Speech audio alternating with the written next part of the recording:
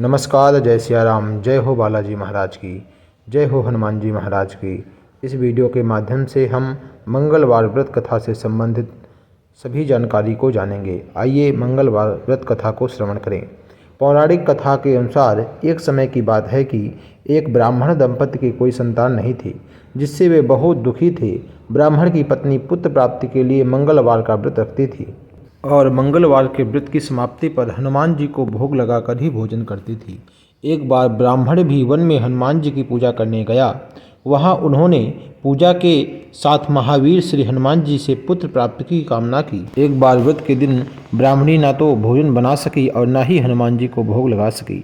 उसने प्रतिज्ञा की कि अगले मंगलवार को वह हनुमान जी को भोग लगाकर ही भोजन करेगी। वह 6 दिनों तक भूखे प्यासी लेटी रही। मंगलवार को वह बेहोश हो गई। हनुमान जी उनकी भक्ति और समर्पण को देखकर प्रसन्न हुए। उन्होंने ब्राह्मणी को वरदान के रूप में एक पुत्र दिया और कहा कि यह आपकी बहुत सेवा करेगा। वह ब्राह्मणी बच्चा पाकर बहुत खुश हो गई। उसने लड़के का नाम मंगल रखा। कुछ दिन बाद जब ब्राह्मण घर आया तो बालक को देखकर पूछा कि यह बालक कौन है।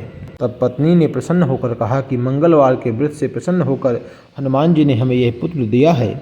ब्राह्मण को अपनी पत्नी की बातों पर विश्वास नहीं हुआ और एक दिन मौका देखकर ब्राह्मण ने लड़के को कुएं में गिरा दिया। घर लौटने पर ब्राह्मणी ने पूछा, मंगल कहाँ है? तभी पीछे से मंगल मुस्कुराते हुए आया।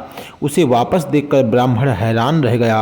रात को हनुमान जी ने उन्हें स्वप्न में दर्शन दिए और बताया कि यह पुत्र उन्होंने ही उसकी पत्नी की भक्ति से प्रसन्न होकर दिया है।